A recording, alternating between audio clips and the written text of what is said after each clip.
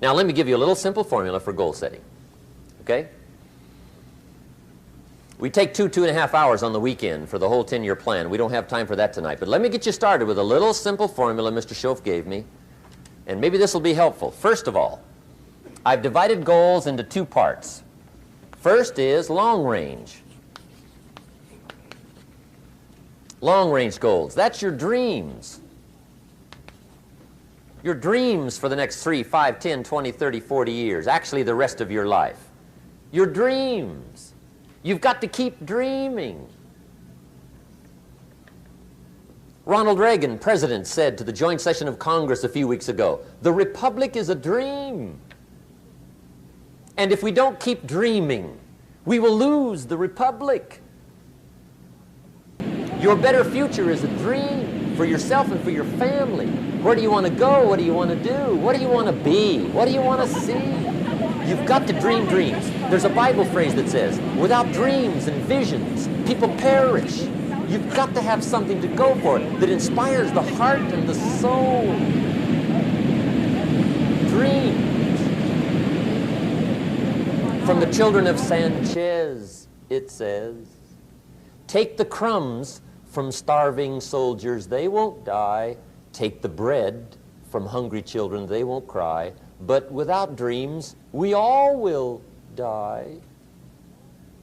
You've got to dream. Don't lose your dreams for yourself, for your future, for your family. The dreams of love and enterprise and travel and doing things, becoming something unique on your journey here. Don't lose your dreams. Do some dreaming.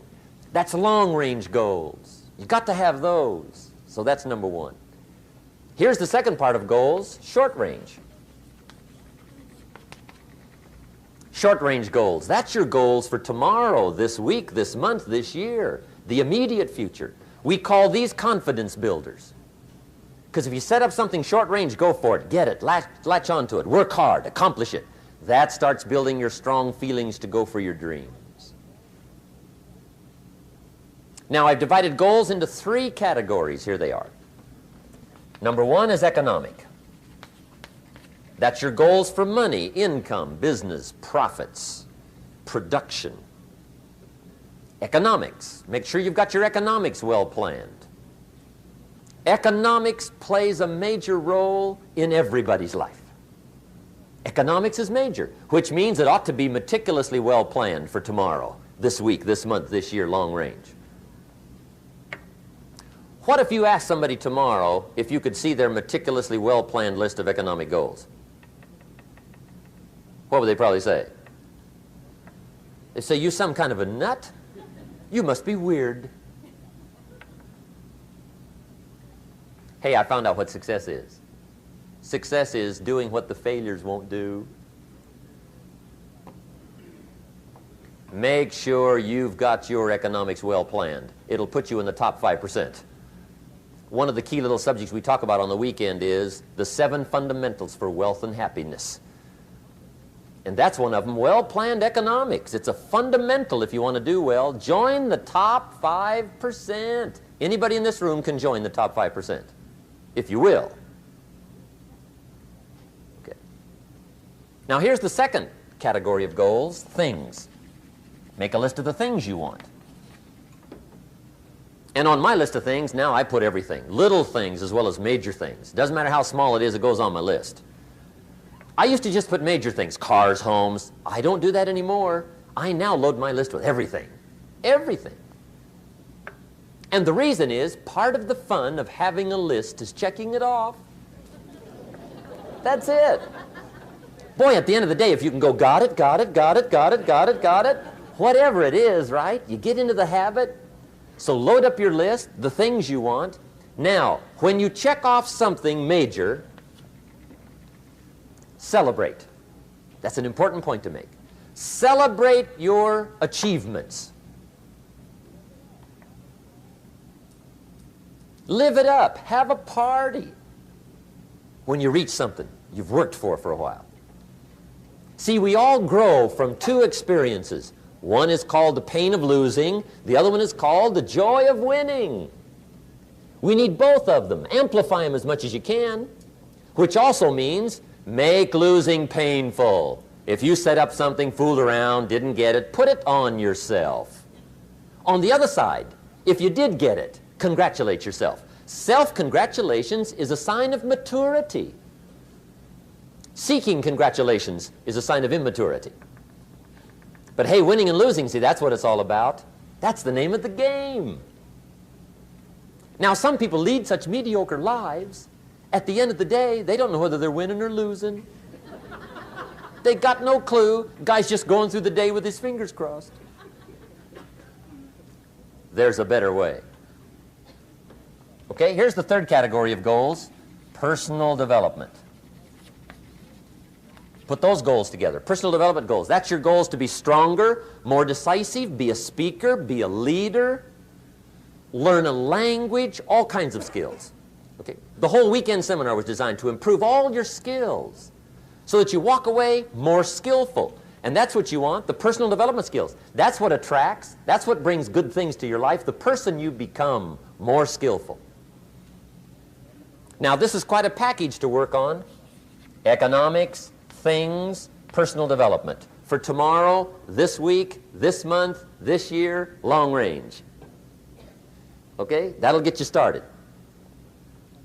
Now, here's the simple formula for setting goals. It goes like this. A, work on your goals. That's step one. Work on them.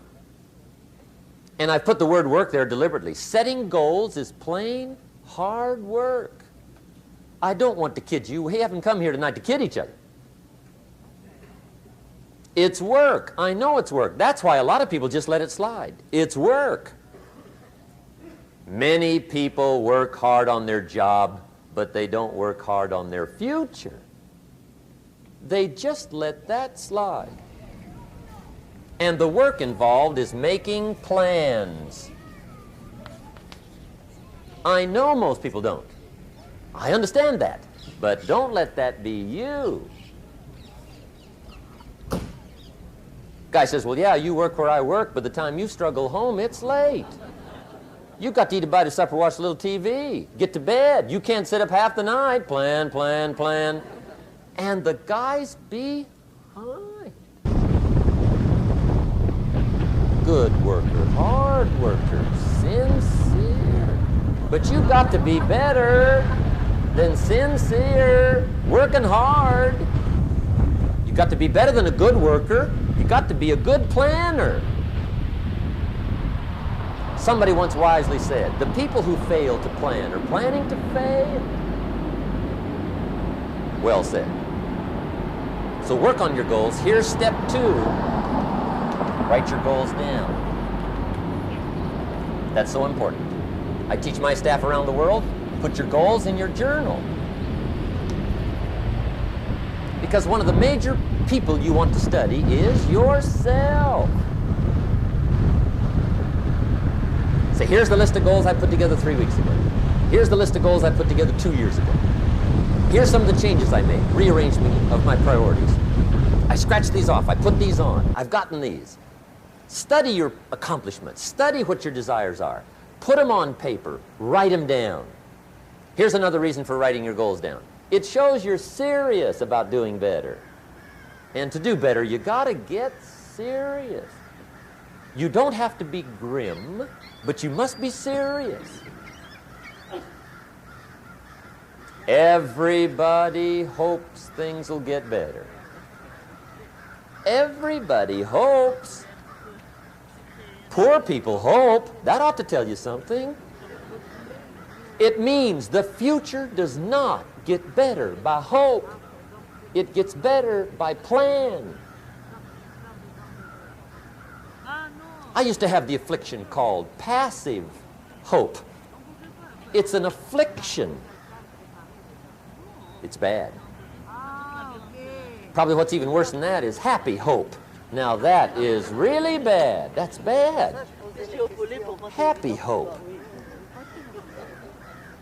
The guy's 50 and he's broke and he's still smiling. See, that's not good. So get serious about your goals. Put them on paper. Write them down. There's all kinds. His goals, her goals, their goals. Business goals, financial independence goals, family goals. I mean, there's so many things to work on this that if you don't get busy and work on it, sure enough, the time will pass. And sure enough, 5 years from now, you'll wind up where you don't want to be, wearing what you don't want to wear, driving what you don't want to drive, being what you don't want to be. Now's the time to fix it. Now, here's the third step to your goals. Check the size of your goals and the kinds of goals. How big they are, what kind they are, affects you. And here's one of the important phrases of the evening. Your goals are affecting you, whatever they are. Your goals affect your handshake. Your goals affect your attitude, personality. Your goals affect the way you walk, the way you talk, the way you dress. All day long, we're being affected by our goals. Now, some people have goals, but they have such lousy goals. The effect is bad. I asked a guy one time, what are your goals for this month? The guy said, look, if I could just scrape up enough money to pay these lousy bills. That was his goal. I'm not saying it isn't a goal. It's a goal, but it's such a lousy goal, the effect is bad. You don't jump out of bed on Monday morning and say, oh boy, another chance to go out and scrape up the money to pay my lousy bills. See, you don't do that. Usually you say, oh, not another Monday.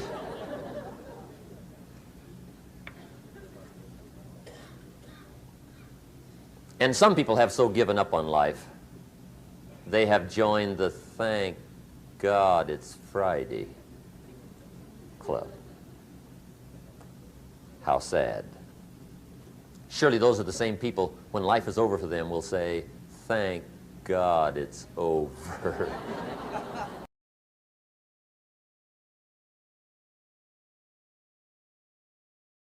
But I think that's good advice. Don't be a follower, be a student, right? Take advice, but not orders. Take information, but don't let somebody, order your life. Make sure what you do is the product of your own conclusion. Excellent note to make. Make sure what you do is the product of your own conclusion. Not to do what someone else says. Take what someone else says, process it, think about it, ponder it. If it makes you wonder, if it makes you think, then it's valuable. Then when you go take action, make sure that the action is not what somebody told you to do. Make sure the action is the product of your own conclusion. If you'll follow just a little bit of those simple guidelines, I'm telling you, the learning process can be speedy, swift, powerful. Your learning curve can go up, and then applying it to your business, your life, your family, conversations, equities of all kinds. You'll find some progress like I did that first 5 years when I met a teacher willing to share with me, turned my life around. Progress I couldn't believe happened for me. Okay, let's get started. I want to review, I was here last time and we talked about the 5 major pieces to the life puzzle.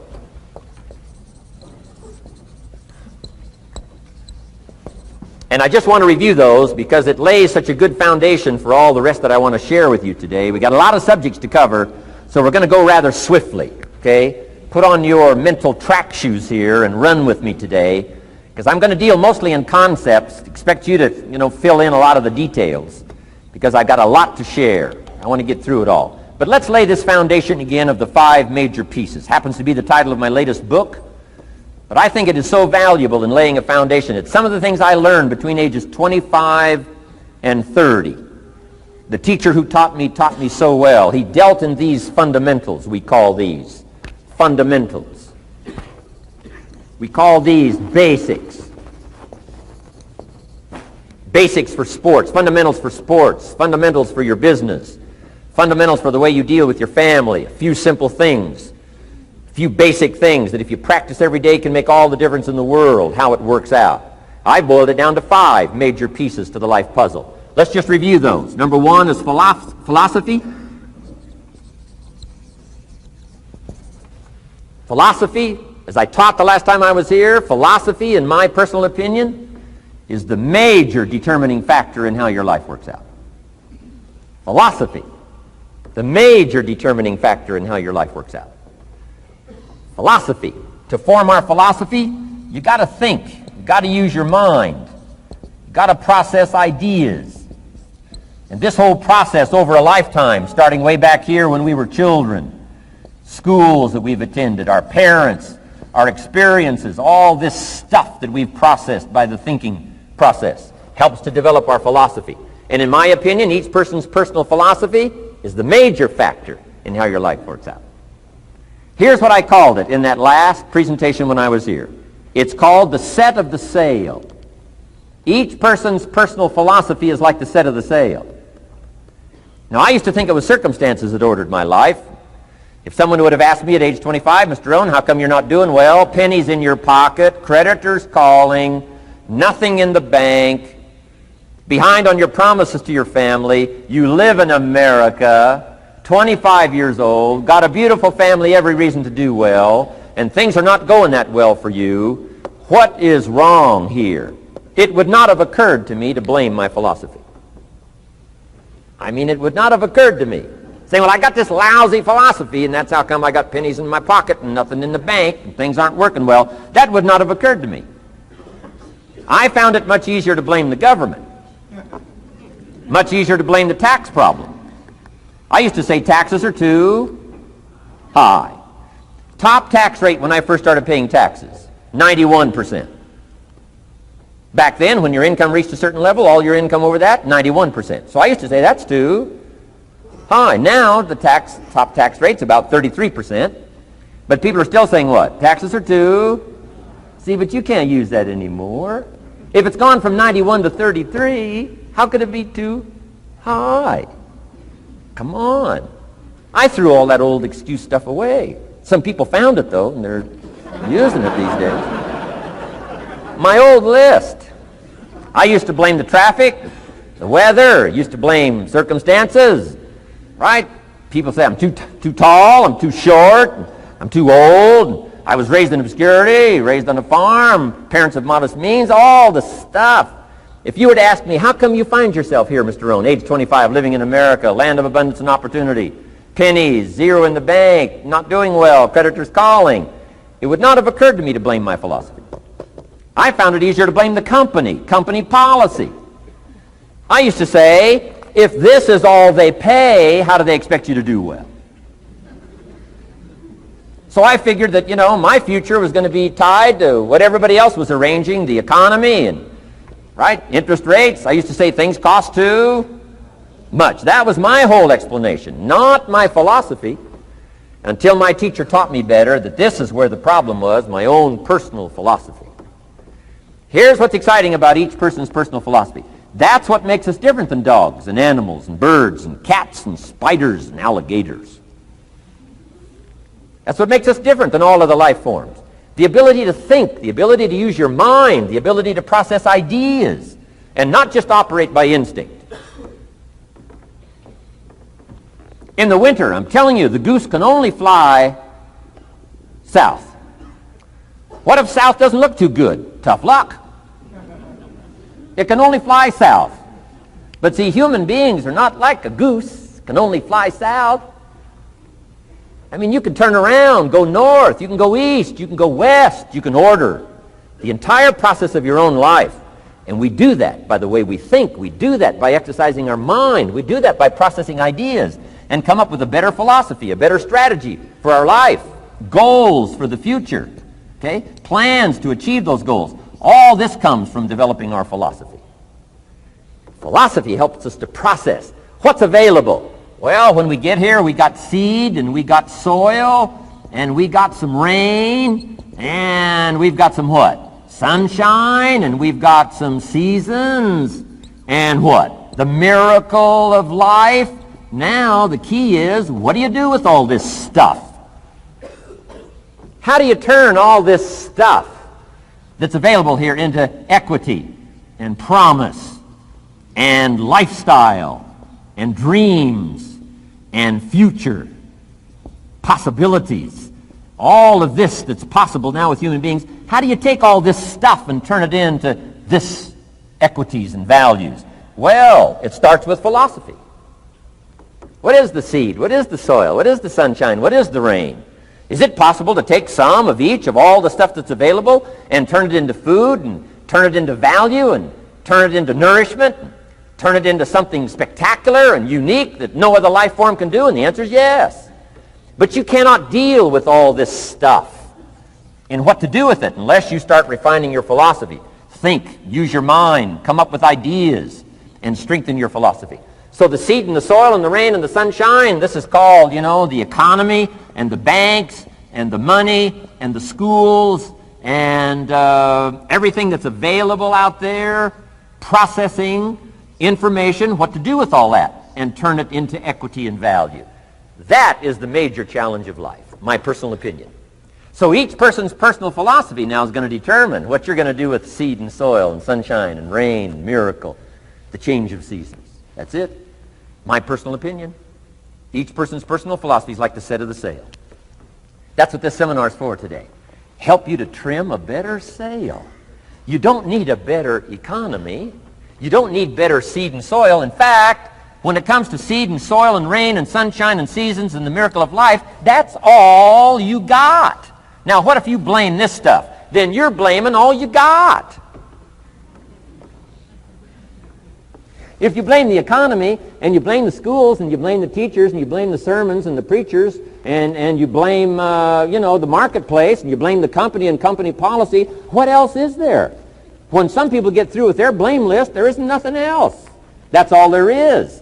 And if you blame the only thing you've got to work with, I'm telling you, it's called mistake colossal in not understanding that that's all you've got to work with. And if this is all you've got to work with, then you don't change the seed, and you don't change the soil, and you don't change the rain, and you don't change the sunshine, you don't change the seasons. Right? Guy says, I'll take 3 springs, 4 summers, 9 falls, no winters. No! You can't fool with this stuff. You got to take it like it comes. Then what do you change to make your life work well? You got to start with your philosophy. Guess what I had to do at age 25 in order to change my own future? I had to change my mind. I had to change my thinking. I had to change my philosophy. I was messed up on what was causing my problem. And once I got that straightened out, that all the stuff I blamed, the government and taxes and the marketplace and the economy and things cost too much, negative relatives, cynical neighbors, once I got rid of that and started going for where the real problem was, which was me, I'm telling you, my life exploded into change. My bank account changed immediately. My income changed immediately. My whole life took on a whole new look and color immediately. And the early results I got from making these philosophical changes tasted so good, I've never stopped the process from that day until this. And I'm telling you, with a little consideration of the refinement of your sail, by setting a better sail, refining your philosophy, your whole life can start to change from today on. You don't have to wait till tomorrow. You don't have to wait till next month. You don't have to wait till spring. You don't have to wait till 93. You can start this whole process immediately. I recommend it. Now, some people do so little thinking, they don't even have their sail up. I mean, you can imagine where they're going to wind up at the end of this week, at the end of this month, at the end of this year. Now's the chance to change, process all this information. So number 1 is philosophy. Okay. And we dealt with all that, where we get ideas from personal experience, from other people's experiences. I don't want to get into all those details because we covered that the last time I was here. But philosophy, that's number 1, my personal opinion. Each person's personal philosophy. Here's the definition of success and failure. Just make this note. Here's failure. A few errors in judgment. Repeated every day. Now, you can automatically assume, Mr. Rohn, I say, I can understand that. A few errors in judgment repeated every day. For 6 years?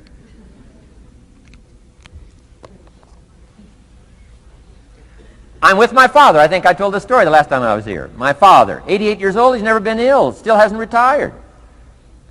Not long ago, midnight, we're getting ready to go to bed. We've drilled a new well, got some extra water, got some more acres going. He's all excited. At midnight, we're getting ready to go to bed. My father's eating what he calls his midnight snack. A little bite to eat before you go to bed. Don't have to go to bed hungry. And I'm watching him eat this midnight snack. Guess what he had? An apple, a few graham crackers, and a glass of grapefruit juice. I said, no wonder my father's so healthy. My mom taught us all those good health practices. Taught me when I'm growing up, right? I'm an only child. I've never been ill. Passed the big 5-0 some time ago. My 2 daughters, 32, 33, never been ill. My grandkids, never been ill. I'm telling you, the legacy lingers on. As I watched my father have this midnight snack, suddenly it occurred to me. I know that's part of it. An apple, what? A day. That's gotten to Dallas-Fort Worth, right? An apple. An apple a day keeps the doctor away. Good question for this intelligent audience. What if that's true? You say, well, Mr. Rohn, if that's true, that would be easy to do. Then what's the problem? It's easy not to do. It's easy not to adopt it as your own personal philosophy. Or the guy messed up the saying. Guy says a Hershey bar a day. Say, no.